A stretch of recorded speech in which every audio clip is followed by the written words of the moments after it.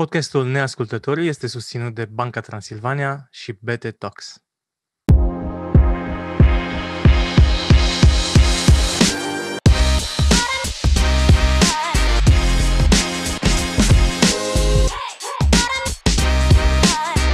Neascultătorii cu Sergiu Biriș. Bine v-am găsit, dragi neascultători! Numele meu este Mădălina Vasiu și în acest episod am preluat legătura de la Sergiu Biriș.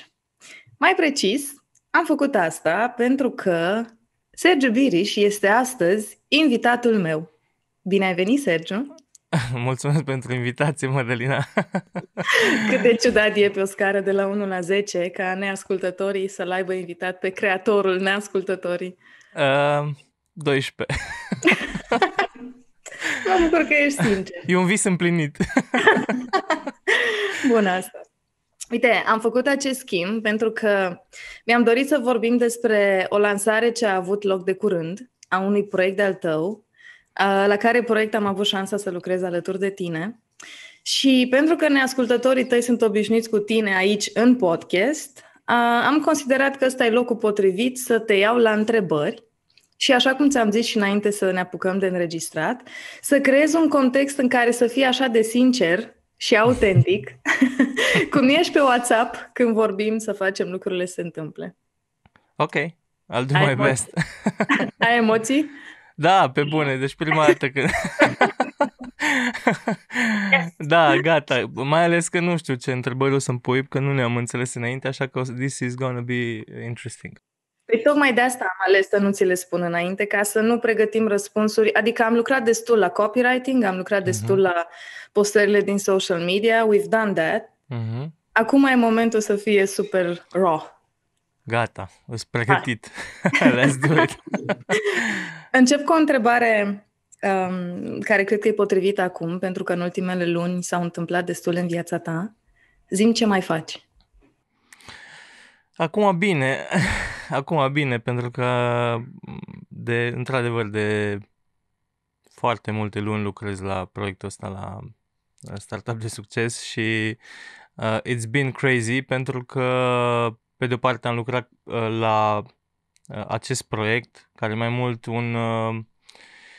un proiect de suflet, un proiect personal, iar în paralel am lucrat și la EventMix, care e noul meu startup și care mi-a solicitat destul de mult timp și destul de multă energie și atunci să fac astea două proiecte în paralel a fost foarte, foarte greu în ultimele luni. Și da, uite că am reușit și mă bucur că în sfârșit cumva am o perioadă în care pot să mă focusez pe un singur lucru, nu trebuie să mai fac două lucruri în paralel. Deocamdată. Da, exact. Spuneam că s-au întâmplat multe în ultimele luni, pentru că s-au întâmplat multe la nivel de mapamond. Adică am trecut cu toții prin niște schimbări radicale și aceste schimbări radicale au adus și o schimbare. Zi-mi un pic despre schimbarea și, nu știu dacă e corect să spun, pivotarea care s-a întâmplat la EventMix, așa în linii mari, pentru că anul trecut nu era în plan să se întâmple asta și s-a întâmplat totuși. Da, așa e. Uite, vezi, nu m-a mai întrebat nimeni chestia asta. Da, noi lucram din 2018 pe SoundMix și am pornit cu foarte mult entuziasm atunci, am început să dezvoltăm tehnologia asta pentru live streaming de la festivaluri, live streaming de la DJs, vreau să devină un soi de Twitch for electronic music, Twitch for DJs și așa mai departe. Și am pus foarte mult suflet, foarte multă pasiune în dezvoltarea produsului, am vorbit cu DJ, am vorbit cu festivaluri, a fost o întreagă nebunie. Dar, din păcate, după un an și ceva, proiectul pur și simplu nu lua tracțiune suficientă. Adică aveam acolo, am reușit într-adevăr în 2019 să transmitem festivalul Never See, a fost fine, am transmis de la mai multe scene în paralel, deci tehnologia a funcționat, tot a fost ok. Problema a fost că, la momentul respectiv, nefiind pandemie, cumva gândirea era, dar cine o să se uite vreodată online de acasă la festivaluri sau la concerte Și pandemia a zis, hold my beer. Hold my beer. Da, pandemia a zis hold my beer și hai să vă arătăm. Dar noi eram înainte de pandemie și nu reușeam nici cum să generăm o tracțiune mai semnificativă, deși discutam cu foarte mulți DJ, discutam cu mai multe festivaluri. Era destul de greu să creștem și la un moment dat am zis, stop, că nu o să stăm forever și să tot încercăm să împingem proiectul ăsta, trebuie să schimbăm ceva, ori schimbăm ceva, ori îl închidem.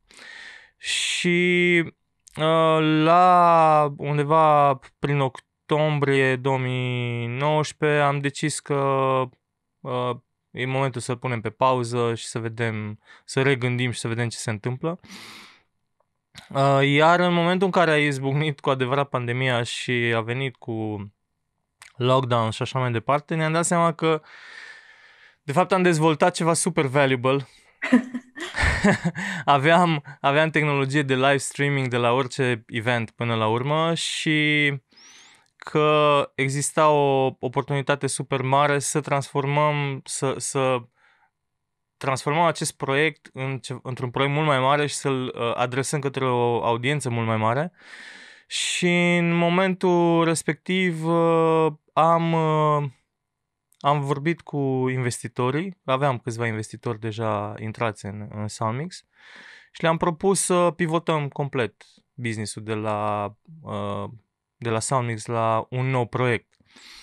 Și nu a fost ușor, pentru că în momentul în care tu te decizi să pivotezi, e o schimbare majoră pentru toată lumea implicată. Adică oamenii și-au făcut niște planuri, aveau ceva predictibil, gândit și așa mai departe.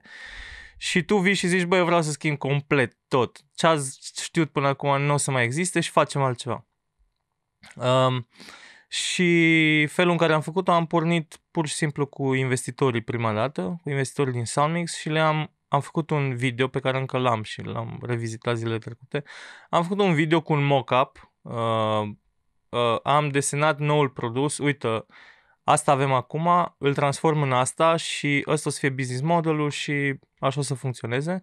Practic am făcut un pitch de pivotare către investitorii actuali și i-am convins că it's this way or the highway, că dacă nu pivotăm, șansele, mai ales odată cu pandemia, o să fie mici să creștem. Și ăsta a fost momentul în care am agreat cu toată lumea că e cea mai bună decizie și ne-am apucat și am pivotat în EventMix. În câteva luni de zile am reconstruit, am construit noul produs.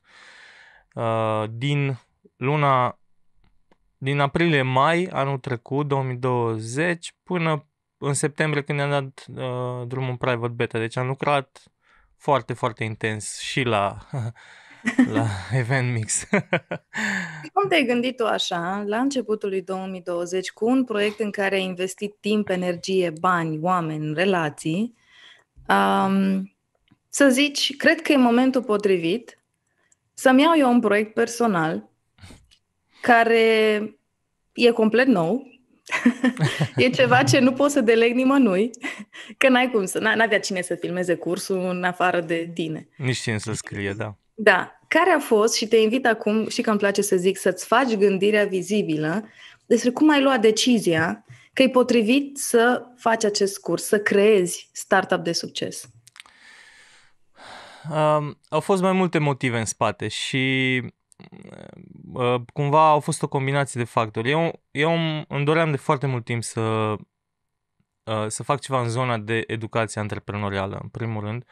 E și motivul pentru care am pornit Neascultătorii. Neascultătorii pentru mine e tot așa un proiect de suflet pe care l-am pornit ca să dau din cunoștințele mele altor antreprenori mai tineri sau care pot să se folosească de ce știu eu și ce știu eu să scot de la invitați, pentru că dacă te uiți la episoade o să vezi că știu să le pun întrebări care scot niște insight-uri mai mișto.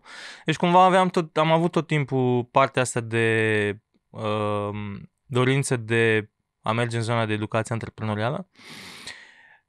Asta pe de o parte. Pe de altă parte s-au întâmplat tot felul de lucruri de genul. S-au întâmplat două chestii interesante. Una a fost că înainte de pandemie aveam și, tot așa ca proiect personal, mă gândeam foarte serios să-mi fac un fond de investiții împreună cu niște parteneri. Discutam de asta deja de ceva vreme și aveam deja niște investitori interesați să intre în fondul ăsta de investiții și lucrurile erau oricum pe val și am zis let's do it, gata, hai să o facem. Dar hai să facem un fond de investiții mult mai mișto decât orice există în piață. Și ce înseamnă asta? Însemna că practic ce am văzut noi în piață este că există foarte multe fonduri de investiții, adică foarte multe. În fine, există bani în piață, da? Dar ce se întâmplă e că banii ăia așteaptă să vină proiecte, să se întâmple lucruri. Ei sunt cumva la pescuit la the end of the funnel. Și ce ne-am dorit noi să facem a fost să creăm un fond de investiții conectat și cu partea de educație, adică să creăm noi, să construim o pepinieră, dacă vrei, de startup-uri, pentru că am văzut că nu apăreau multe startup-uri în piață. Long story short, ideea cu partea asta de fond a picat din cauza pandemiei pentru că asta a fost și ne-am speriat un pic, am zis, dacă lumea se retrage un pic și zice nu mai vreau să bag banii și așa, lucrăm degeaba. Plus mi-am dat seama că să fii investitor profesionist e și aia o muncă foarte grea și dedicată pentru un anumit tip de oameni și nu am simțit că vreau neapărat să o fac. Ăsta a fost un motiv. Al doilea motiv a fost că acum câțiva ani am lucrat la o rundă de investiții la care am ajuns aproape la final. Adică eram la modul, trebuia să iau 1.200.000 și ceva de mii de euro. Investiție de la un fond de investiții. Și am ajuns cu deal-ul ăla la final, după 9 luni de muncă, după o grămadă de chestii, pentru că procesul ăsta să atragi bani de la fondurile de investiții foarte complicat și durează și așa. Și am ajuns la final, negociam ultimii termeni pe contract și deal-ul a picat. Deci după 9 luni de zile deal-ul a picat și știi, ca și cum ai 1.200.000 pe masă și după aia pică jos și ai pierdut. Now you have it, now you don't. Now you have it, now you don't. Și m-a afectat foarte tare experiența aia. Am zis, cu toată experiența mea din spate și cu absolut tot ce știam și tot a picat deal-ul ăla. What the hell? M-a afectat foarte tare pentru că a trebuit să-mi dau afară oameni, să schimb echipă. A fost horror. M-a dat în spate foarte mult timp experiența asta și am stat după aia și mi-am făcut așa un soi de autoanaliză și mi-am dat seama că deși aveam 2 avocați, deși ți-am zis, știam o grămadă de chestii, cu toate astea mi-au lipsit niște lucruri micuțe pe care dacă le știam în procesul de negociere a term sheet-ului, a ultimelor detalii din contract și așa, dacă aș fi fost eu mai educat, aș fi știut mai multe informații în sensul ăsta, aș fi închis runda respectivă. Și cumva toate astea împreună m-au determinat să zic, uite, știu o tonă de chestii, pentru că și chiar dacă am avut și un failure mare pe zona asta, am învățat o mulțime de lucruri, mai ales după aia, pentru că am vrut să văd unde am greșit și le-am învățat. Și am zis, uite, pot să dau ceva din experiența mea altora și pot să-mi extrag din minte absolut tot ce știu și să-l pun într-un curs online. Ok, eu am vrut să fie ceva 3 ore, 2 ore de video. Prima dată când mi-a scris Sergiu, bună, uite, știu că tu ai mai lucrat în industria de educație, vreau să fac un curs. Bun, zi-mi despre ce e vorba în acest curs. E despre cum să atragi fonduri de la investitori. Minunat, zic, consider că e nevoie în piață de așa ceva. Câte ore are? Nu știu, 2-3 ore o să fie, vreau să fie concentrat, Nu o să mă împrăști, o să fie strict despre asta. 6 luni mai târziu. Ce s-a schimbat? 6 luni mai târziu, s-a schimbat ceva. Avem 20 de ore de conținut.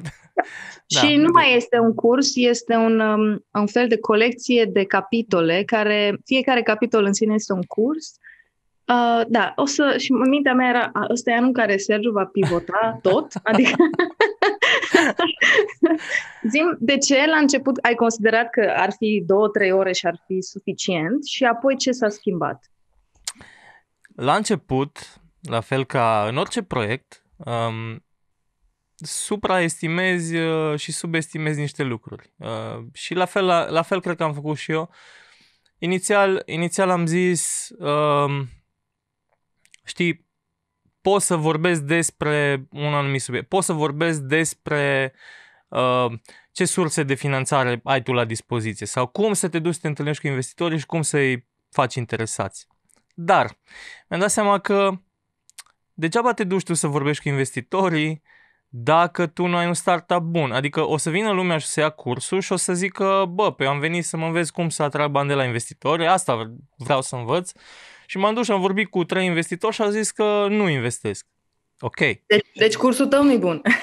Da, deci cursul tău nu-i bun. Și am vrut să fie antreprenorii foarte, să înțeleagă foarte clar care este procesul și care e direcția pentru a atrage bani de la investitori. În sensul în care nu poți să te duci să iei o investiție fără să fie proiectul ăla bun, adică să ai o fundație, să fie construit într-un anumit fel. Și atunci am zis, știi, ca și cum ai pune căruța în fața cailor. Și atunci am zis, hai să fac un capitol despre măcar basics, ce trebuie să iei în calcul, cum se uită un investitor la startup-ul tău, încât să știi cum să ți-l faci prima dată, după care să te duci să te vezi cu ei. Și dintr-una într-alta, când intri în partea de cum să construiești fundamentul unui startup, intri într-un soi de mini-curs de management, de marketing, de go-to-market, de toate și de asta s-a transformat un pic cursul în ceva mult mai mare. Într-adevăr, nu e un curs, e o colecție de 5 mini-cursuri. Și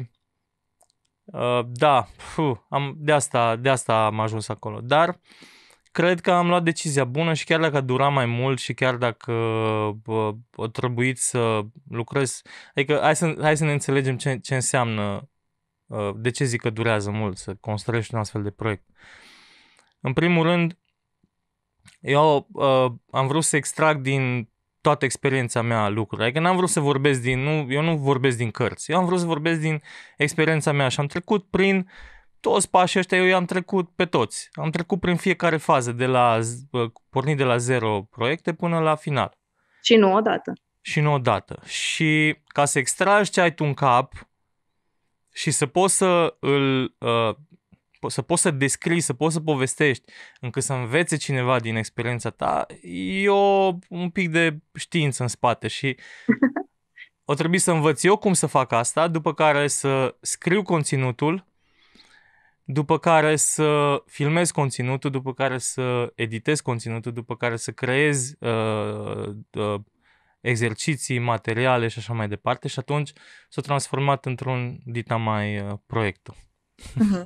Practic, acest curs a devenit felul în care tu ți-ai făcut gândirea vizibilă și din momentul în care am vorbit prima dată și discutam despre ce exista atunci creat și deadline-urile până când lansăm. Eram extrem... Adică, având experiența asta, eu mă așteptam să dureze atât de mult, dar îmi plăcea entuziasmul și cum ziceai tu, noi am vorbit în iulie, da? Lansăm în 1 septembrie. Și între timp mă duc și în vacanță o săptămână.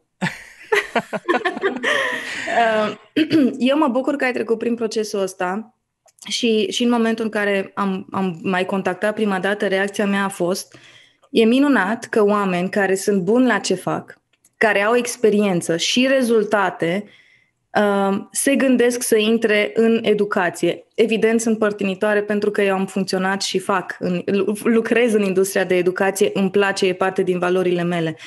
Dar tu, în momentul în care ai decis să faci acest curs, inevitabil ai intrat într-o industrie nouă, pentru că dacă până acum era vorba despre tech, acest curs este despre industria educației, pentru educație non-formală pentru adulți. Erai pregătit să faci asta? Eu întotdeauna am fost pasionat de zona asta de educație, adică m-am implicat inclusiv la fondarea unei școli din Cluj, m-am implicat în foarte multe zone ca să...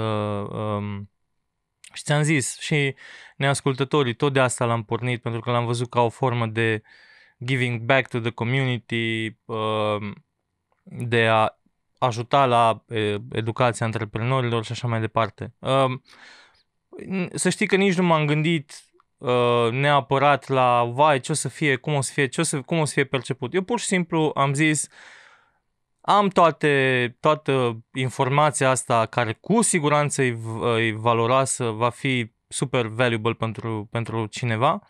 Hai să o scot și să o pun acolo și să văd ce se întâmplă și să se bucure și altcineva de informația asta. Asta a fost pur și simplu gândirea din spate. N-am stat să supraanalizez și să mă gândesc că vai, cum o să perceapă cineva, ce o să zică nu știu cine, pentru că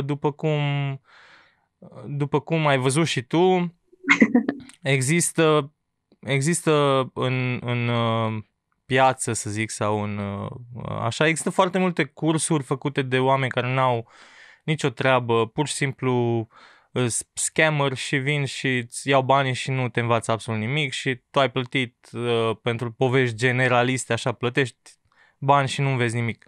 Da. Cred că de asta m-am temut cumva cel mai mult în povestea asta, să nu fiu perceput ca un alt nu știu cine care face numai bla bla și nu înveți nimic.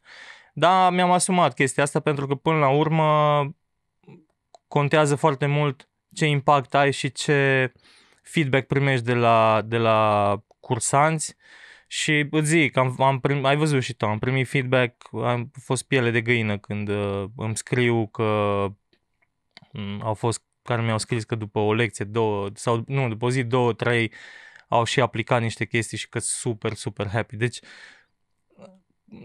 până la urmă, asta contează pentru mine cel mai mult în toată povestea asta. Să am un impact și să contribui. O să dau acum un pic din casă. În momentul în care au venit primele testimoniale în prima săptămână de lansare, a venit primul testimonial, sper să nu greșesc, era un context în care cineva care s-a înscris în curs avea a doua sau a treia zi după ce s-a înscris în curs o întâlnire sau o discuție cu posibili investitori și pentru că s-a pregătit folosind elementele pe care tu le-ai pus în curs, a fost on point în prezentarea respectivă, le-a răspuns investitorilor cu toate informațiile pe care ei le-au cerut. Și pentru el, ca antreprenor, cel puțin din mesajul pe care l-am citit atunci împreună, senzația pe care am avut-o eu nu a fost de aroganță, ci a fost de empowerment. Nu există cuvânt în română pentru empowerment, dar pentru mine senzația aia a fost. Și ce voiam să dau din casă este reacția pe care o avem noi pe WhatsApp. Poate facem un print screen și o punem în video. Atât am scris și eu și Sergiu era super, super emoționat. Eu am scris atunci "This is what makes it worth it". Exact. Și de fiecare dată când vine un testimonial, asta este reacția. Asemenea momente sunt cele care fac să merite munca din spate. Da. Zi-mi un pic și vreau să intrăm un pic și în efectiv care este structura cursului, dar și când am vorbit noi și în partea de marketing și de discuția cursului, există două concepte diferite. Există startup de succes, care este un brand umbrelă, dacă vrei să spun, un nume a unei platforme / comunități, și există primul curs, care este despre cum să atragi fonduri de la investitori. Zi-mi diferența dintre ele și povestește-mi ce este acel brand umbrelă. Da, ideea inițială, cumva la fel, ca și cursul, am pornit de la o primă idee și după aia s-a transformat în ceva mai mare.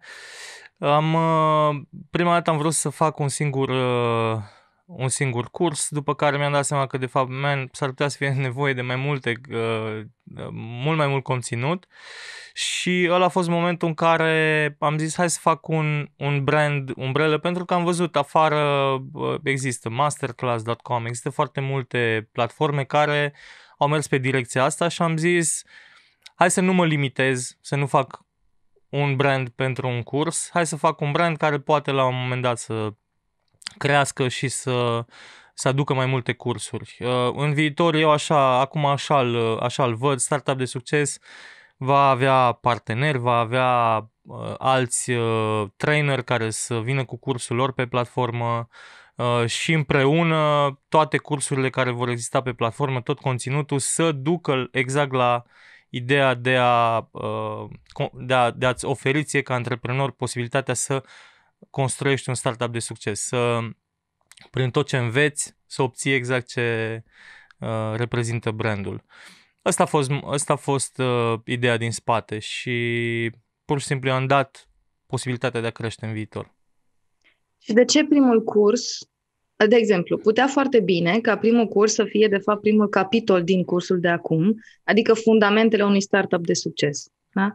De ce sau ce anume, din ce vezi tu în piață, ca antreprenor, respectiv ca investitor, pentru că joci și rolul ăsta uneori, ce te-a făcut să consideri că de ce au nevoie startup-ării din tech azi este să învețe despre a ridica fonduri?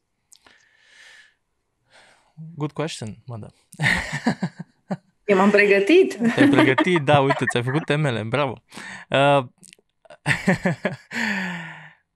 Bună întrebare. Ok.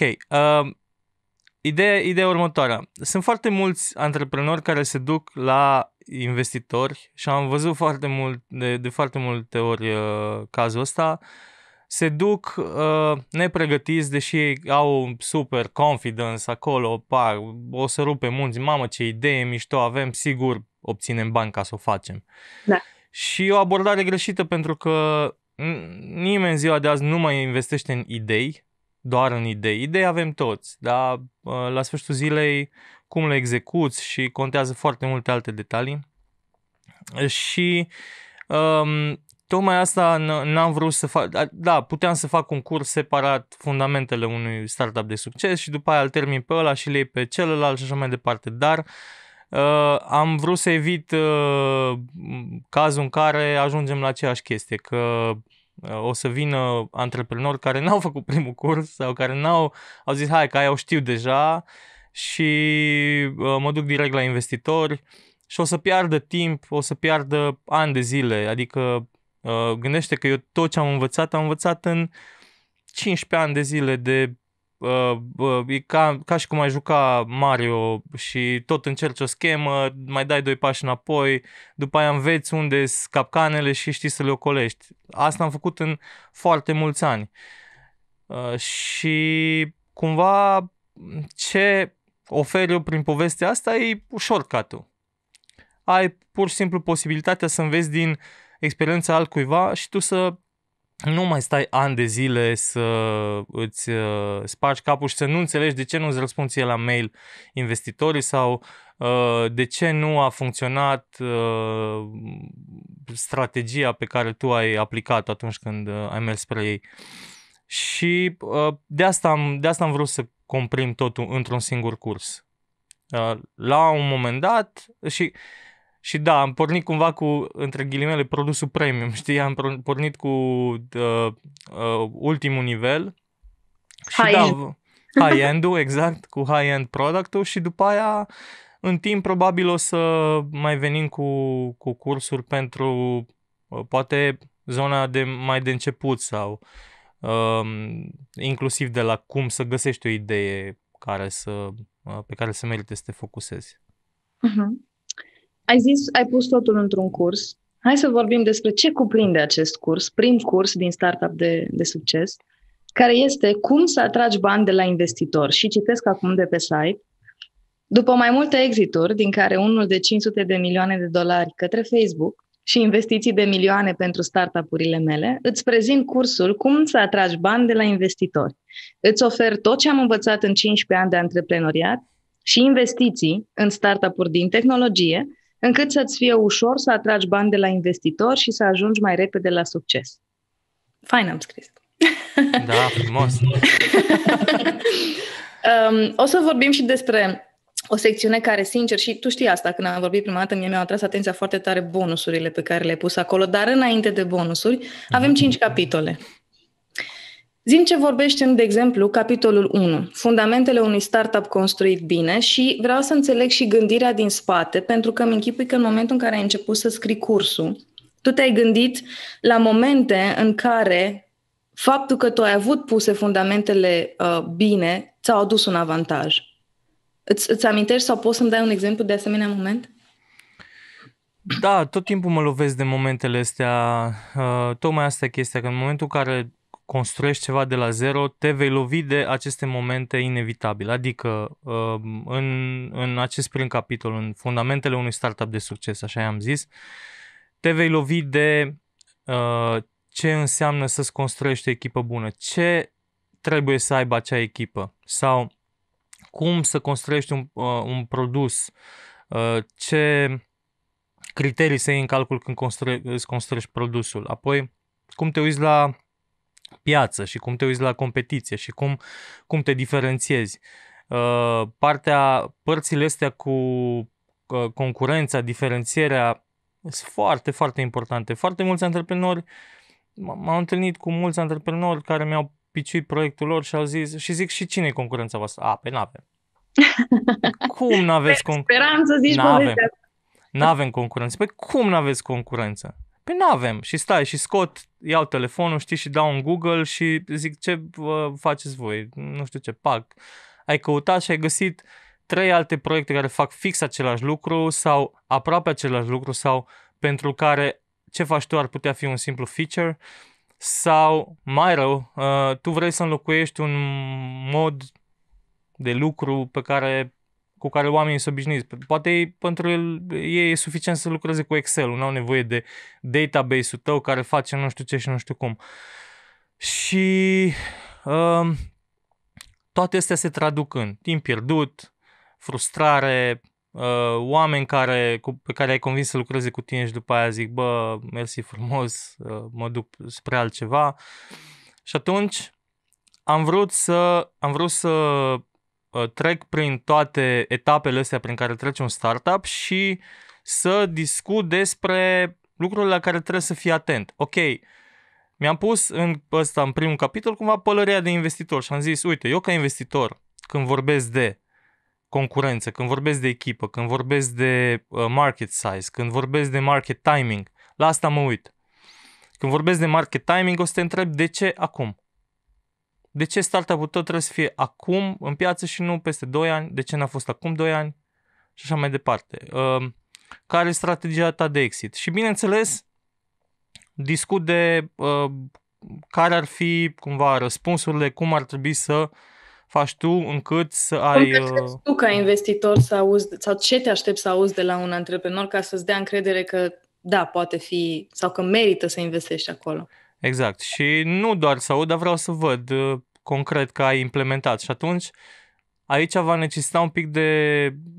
îți iei startup-ul, ți-l analizezi și vezi unde ai lacune, pentru că dacă vei vrea să ai un startup care are creștere accelerată și vrei să muți munții din loc, trebuie să te ocupi de toate detaliile astea, pentru că nu vei putea să ajungi să crești fără să le iei în calcul.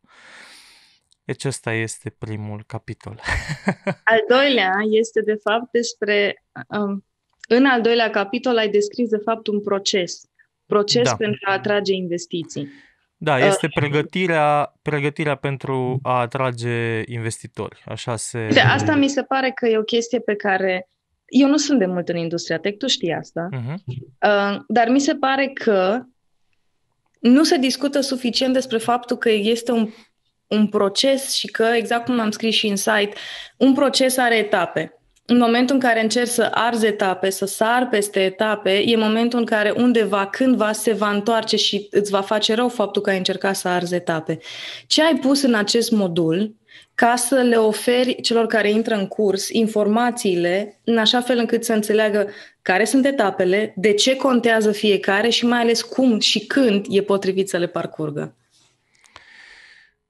Ăsta e din nou un capitol cumva the basics pe care trebuie să-l ai înainte să te duci să vorbești cu investitorii. Trebuie să înțelegi tu ca antreprenor ce opțiune ai la dispoziție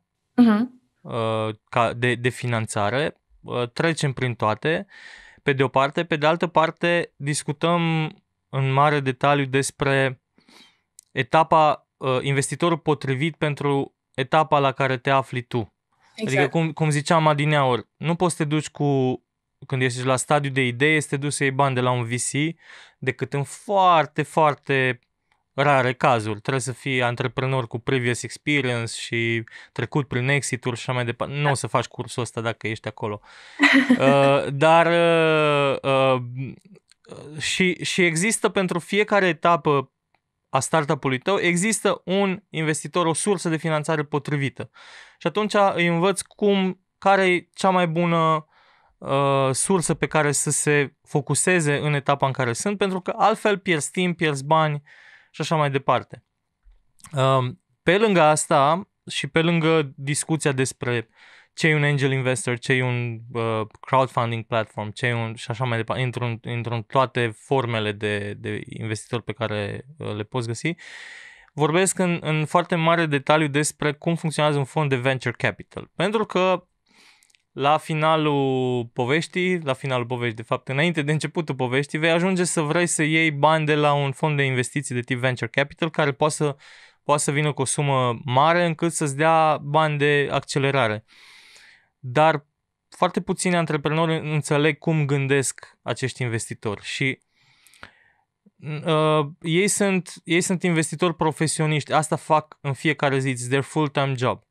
Da. Și se bazează se uită la niște criterii, se bazează pe niște formule de calcul încât poate nu neapărat stau să scoată formula aia, dar ei când se uită la tine, tu trebuie să te încadrezi într-un anumit pattern de creștere într-o anumită zonă. Și discut mult despre gândirea lor, despre ce îi motivează să investească, despre care e formula asta de calcul din spate, încât tu să știi să fii pregătit cu startup-ul tău exact pentru acel moment. Să te duci să zici, uite, noi suntem high growth startup, bam, bam, bam, you check the boxes și o să-ți fie mult mai ușor să primești banii.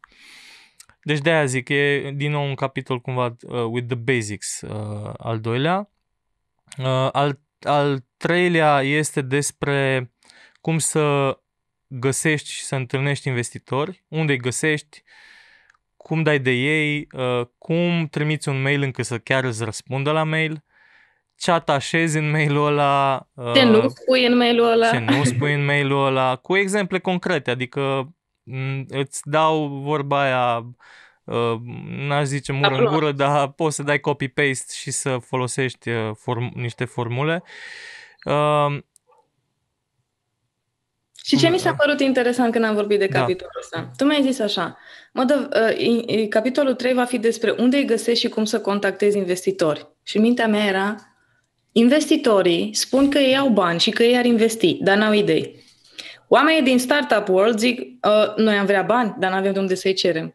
Undeva nu se întâlnesc cele două părți și mi se pare că dacă startup-urile s-ar educa despre cum anume să contactezi un investitor și cum să vorbești cu el, ce să-i oferi, s-ar închide golul ăsta, gap-ul care există între cele două părți, s-ar umple pentru că probabil că știi fizic unde să-i găsești sau cine sunt oamenii cu care trebuie să vorbești, dar nu știi cum să vorbești cu ei ca să te bagi în seamă.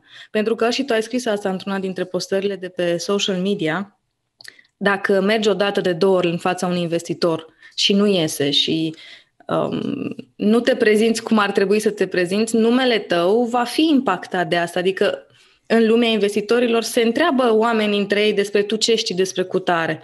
Și atunci mi se pare extrem de important nu neapărat despre unde îi găsești, ci exact partea pe care ai spus-o tu, cum îi contactezi și ce le spui. Da, ai punctat foarte bine, pentru că e exact așa și e un fel de politics în spate, așa. Sunt niște reacții sau bune practici. Bune practici, între ghilimele, da. pe care tu nu o să înțelegi de ce se întâmplă. De exemplu, vei fi foarte verificat din punct de vedere al reputației tale, din punct de vedere al proiectelor pe care le-ai făcut în trecut, vei fi pus la încercare, discut în curs de faptul că uneori te duci la investitor și o să spună întrebări stupide, deci pe bune, stupide la modul cum să întrebi așa ceva. Dar asta se întâmplă pentru că te testează, vor să vadă cum reacționezi, vor să vadă dacă ești un tip orgolios și nu accepti feedback, vor să vadă dacă ești coachable și vorbesc și despre asta, ce înseamnă să fii coachable și ce înseamnă să arăți o atitudine corectă și care să fie cumva în mintea investitorului, uite acest antreprenor deștept, long term, acceptă feedback-ul și așa mai departe. Deci felul cum trebuie tu să fii, deși știu că sunt foarte multe detalii și știu că toată lumea are foarte multe pe cap, dar modul cum te prezinți și felul cum vorbești cu investitorii te ajută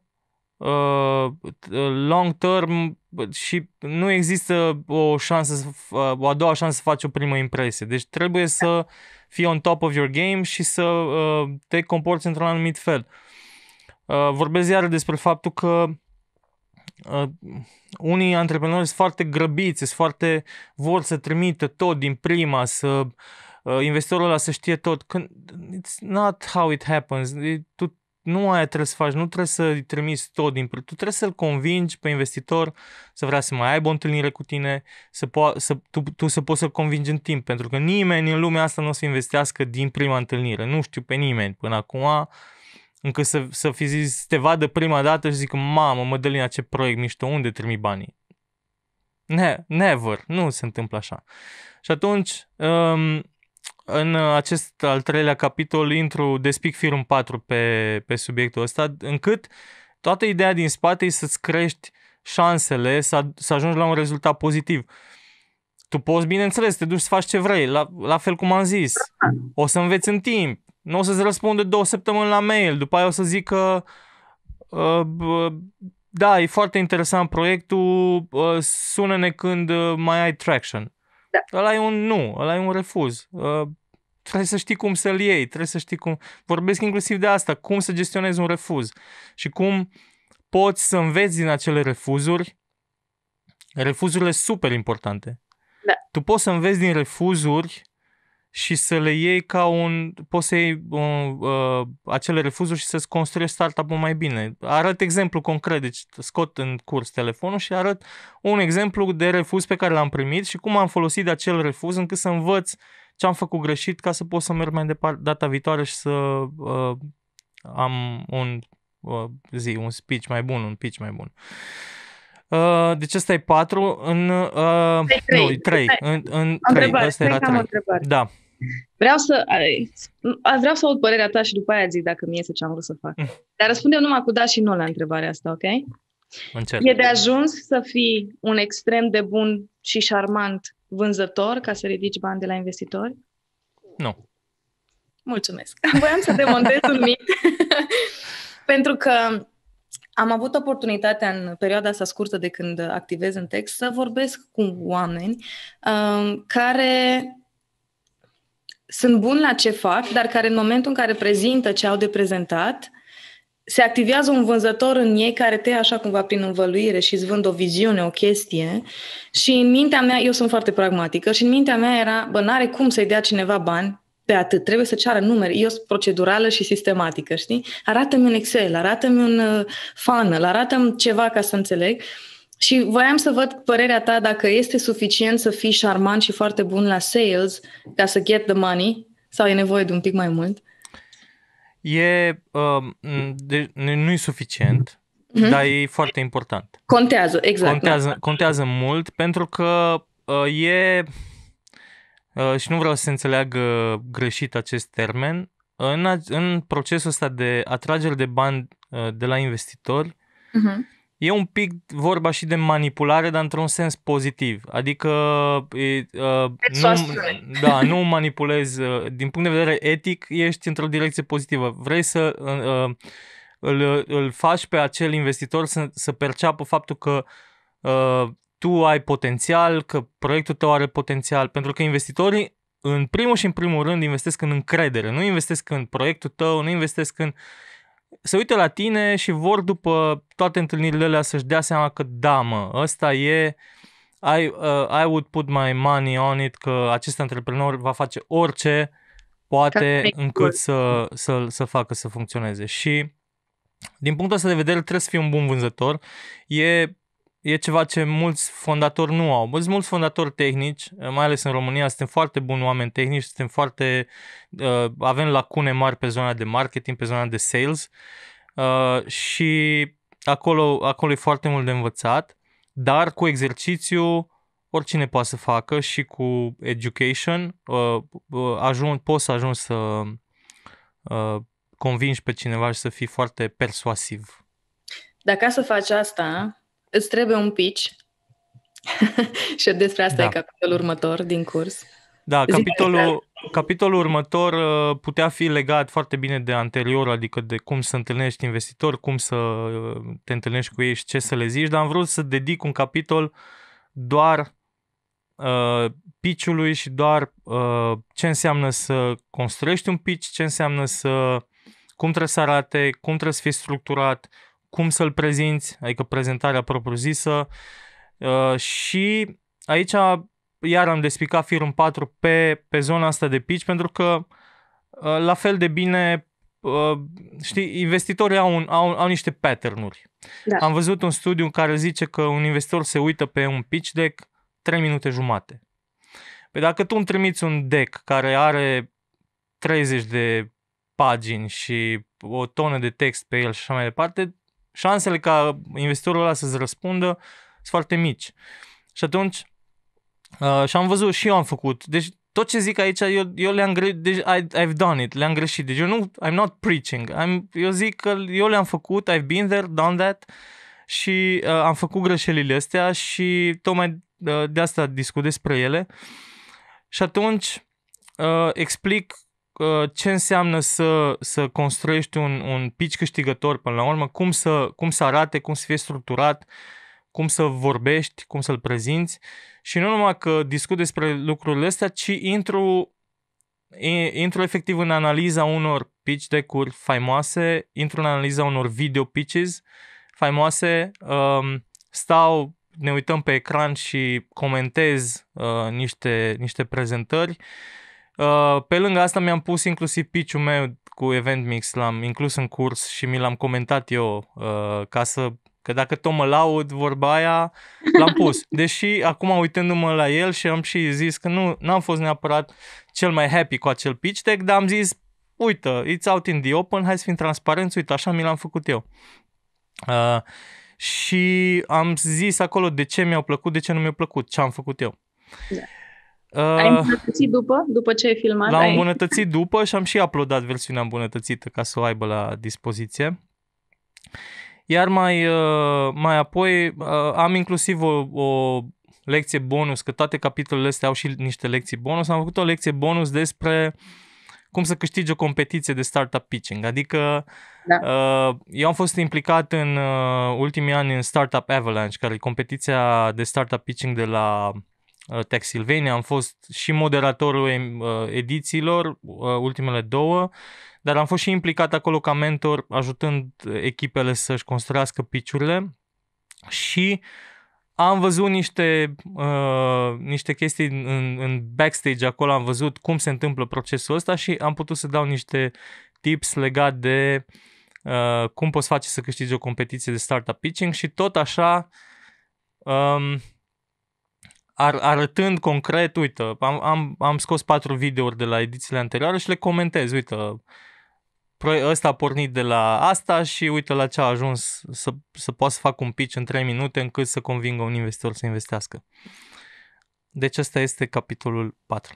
Și aici vine și primul bonus, care mie mi-a atras atenția foarte puternic în vară, faptul că dacă eu trec prin curs și învăț tot ce am de învățat și apoi îmi creez un pitch deck pus la punct după principiile pe care tu le-ai pus în curs, tu, personal, îți iei timp să-mi dai feedback pe acel pitch deck înainte ca eu să-l trimit cui vreau să-l trimit. Când mi-ai spus asta, reacția mea, repet, neavând extrem de multă experiență în acest domeniu, a fost, eu numai pentru asta aș da banii.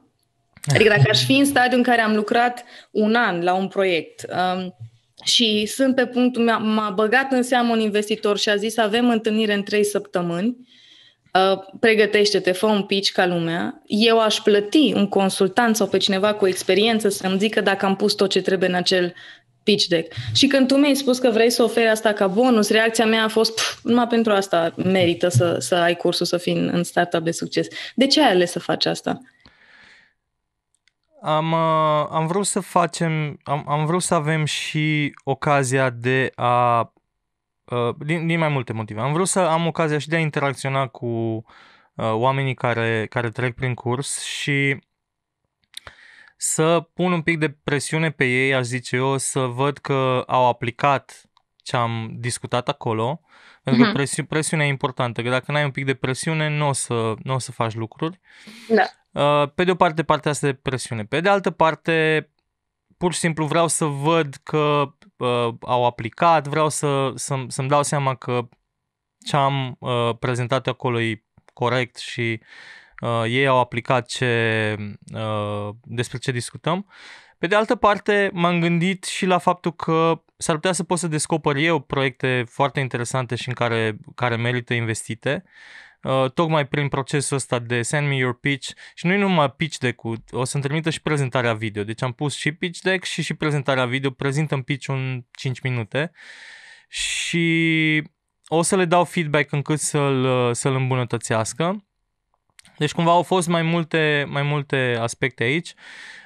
Și am vrut să-mi dedic timpul pentru că n-am vrut să fie, ți-am zis, pur și simplu un curs în care cineva se povestește și Doamne ajută, după aia te descurci. Am vrut chiar să ducem spre final tot procesul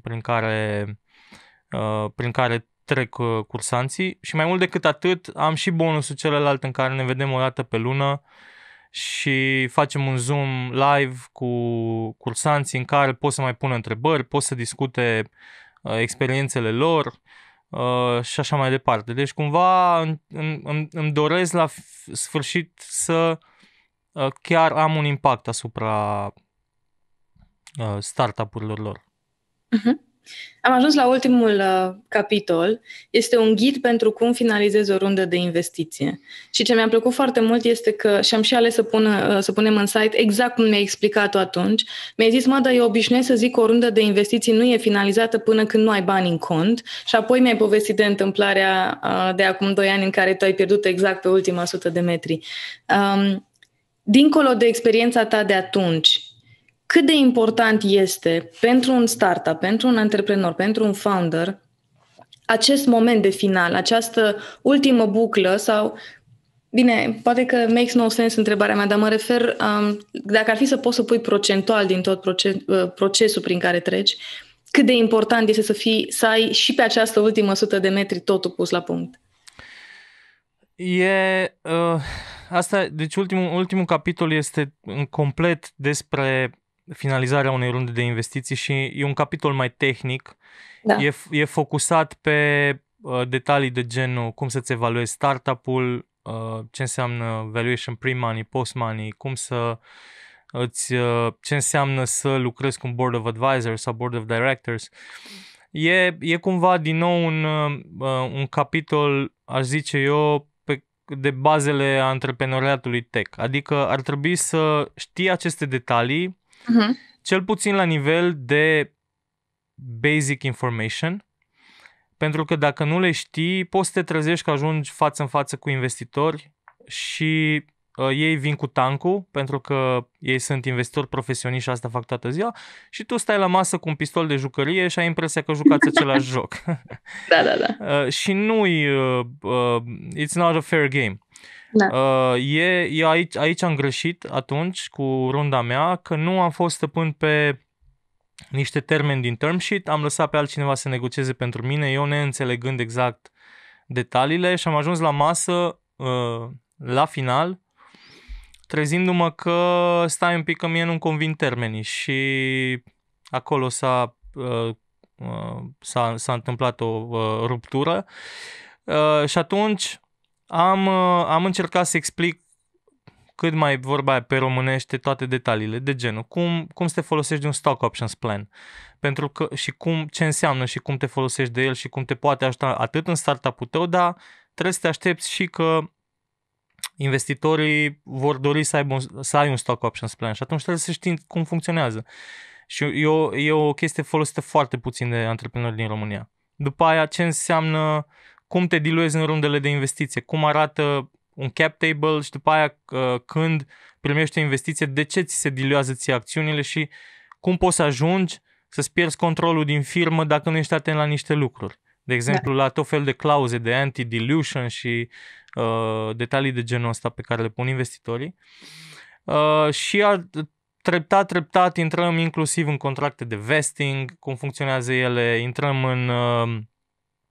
și ajungem până la negocierea unui term sheet final, adică contractul înainte de ultimul contract, ăsta e un precontract pe care îl vei semna cu investitorii și intru clauză cu clauză în ce înseamnă fiecare chestie pe care ți-o pun investitorii în acel contract, încât să știi ce semnezi la sfârșitul zilei, ca să nu te trezești că pățești și tu vreo nefăcută.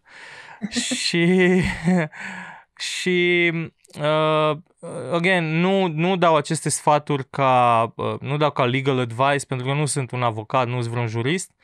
Le dau pur și simplu din propria mea experiență, le explic cum le-am înțeles eu și cum am documentat eu și încât să le poată înțelege oricine foarte ușor. Și acolo, în acest ultim capitol, recomand ca orice rundă de investiții trebuie să ai la final avocatul lângă tine, adică nu te baza pe ce zice Birish only.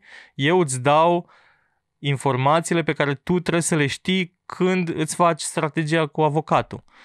Dacă nu le știi, o să te iei după ce zice avocatul, o să vezi tu la final ce se întâmplă și e mai bine să știi decât să nu știi, aia e tot. Da. Și aici vine cireașa de pe tort, din punctul meu de vedere, a acestui curs. Al treilea bonus, în care spui că în acest proces de dezvoltare a comunității startup de succes, dacă sau când vei găsi startup-uri care sunt ce trebuie, cu ghilimele de rigoare, ești dispus să le faci intro la investitori din rețeaua ta și cine știe, poate chiar să fii unul dintre cei care investesc în ei. Ai încredere să faci asta? Da, dacă n-aș fi avut încredere, n-aș fi pus acest bonus. Așa cum ți-am zis, până la urmă, cumva, cred că acest curs e mai mult decât un simplu curs, e un mod de a descoperi antreprenori care chiar își doresc cu adevărat să construiască rachete, cum zic eu, ca să startup-uri care să crească accelerat. Sunt probabil antreprenori care n-au șansa sau n-au reușit să ajungă la un program de accelerare sau care n-au avut timpul, n-au putut să se deplaseze, n-au știut că există oportunitatea și cred că voi descoperi startup-uri super interesante pe care, dacă sunt super interesante, cum să nu, cu cea mai mare plăcere îi introduc unor investitori. Am făcut-o deja cu unul dintre startup-urile care au participat în curs, deci da, cu siguranță voi face lucrul ăsta. Mulțumesc că ai fost așa de not PR legat de răspunsul ăsta și legat de tot ce ai zis. Mai am o singură întrebare și apoi încheiem. Dacă ar fi să ai acum în fața ta un antreprenor sau hai să spunem, știi că eu cred foarte mult în avatarul de client și în povestea că în spatele unei persoane care strigă că are o problemă se află o armată de oameni care au aceeași problemă, dar nu au curajul să o verbalizeze. Așa că să presupunem că ai în față un antreprenor în spatele căruia mai stau vreo 1000 care au aceleași probleme ca el. Ce îi spune în maxim 1 minut ca să-l faci să acceseze cursul, să se înscrie și, foarte important, să dedice timpul de care e nevoie ca să aplice ceea ce predai tu în curs? E și asta o întrebare bună, mă, da? Știi că asta e o întrebare bună, de fapt e un truc de a câștiga timp până îți găsești ce gânduri. Asta am și făcut, uite. Da. Ok. Adică să nu mă umflu în pene, cum că chiar aș avea întrebările extraordinare, dar apreciez, mulțumesc. Da, nu, e chiar o întrebare bună. Ce pot să zic e că eu am fost exact în același punct în care se află ei de mai multe ori.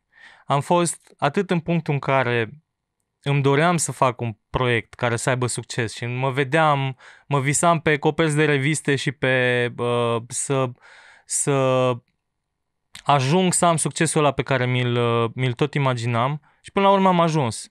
Dar am fost și eu exact în punctul în care aveam business-ul meu unde mă simțeam ca hamsterul pe roată, cum zic eu, și same problems every day și nu m-am doream și nu făceam absolut nimic încât să schimb ceva. Am fost și în punctul în care am lansat ceva și n-a avut traction, n-a avut succes, n-a mers, am dat failuri o grămadă. Deci am fost și în categoria respectivă. Am fost și în categoria în care am avut succes, am avut exituri, am întâlnit investitori, am avut și noroc de market timing. Deci cumva I've been there, am fost și acolo la început. Dacă ești la început și chiar îți dorești să faci ceva și îți tot pui piedici singur, de genul n-am timp, n-am bani, n-am, o să rămâi tot timpul în punctul în care ești. Nu o să se întâmple absolut nimic, pentru că nu o să vină cineva miraculos și o să pună mâna pe tine și să zică gata, mâine tu ești successful. Nu, e un proces, e multă muncă, e de învățat, e de tras, e pentru oameni care sunt ambițioși și care vor să fie și să facă altceva decât ce face toată lumea și ce fac ei acum.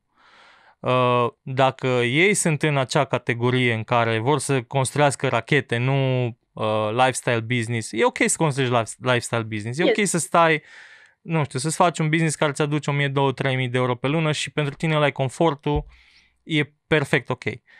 Cursul ăsta l-am creat pentru cei care vor să-și iasă din zona de confort și să construiască ceva cu adevărat special, care să poată să meargă global, să pornești din România ceva care să aibă impact global. Deci, pentru cei care sunt în această categorie, cursul ăsta zic eu că e mănușă și vreau să fiu și aproape de ei, vreau să-i ajut în tot procesul ăsta și e și motivul pentru care l-am făcut. Așa că startupdesucces.ro, click pe înscriere și abia aștept să lucrez împreună cu ei. Mulțumesc frumos! Dragi neascultători, sper că v-a plăcut acest episod care este un pic disruptiv și dragă Sergiu, îți mulțumesc că ai avut încredere să-mi dai pe mână podcastul tău. Mi-a făcut plăcere să creez acest context pentru simplu fapt că am avut șansa în ultimele luni să te văd așa, să te aud vorbind așa de mai multe ori, dar știam că oricât de autentic și corect copywriting am face, nu s-ar simți așa cum se simte când vorbești tu. Așa că mă bucur că ne-a ieșit și asta. Și pentru cei care sunt interesați de curs, startupdesucces.ro e acolo. Înscrieți-vă, profitați de acele bonusuri și aștept, Sergiu, asta este o recomandare, să faci o serie în Neascultătorii în care să discuți cu antreprenori care au trecut prin curs și care au avut succes. Da, abia aștept. Și le-am zis și la final că asta vom și face, dacă abia aștept să aduc antreprenori din curs și să vorbim despre succesul lor. Cu siguranță. Mersi și eu tare mult, Mădă. Și vezi că trebuie să avem când se încheie neascultătorii, trebuie să zici ceva la final. Rămâneți neascultători. Asta e. Am zis că mi-am făcut temele. Deci, dragi cei care ne ascultați, am învățat să spun dragi neascultători la început și ca să închei și să închei în stilul Sergiu Biriș, rămâneți neascultători până data viitoare. Perfect. Pa, pa.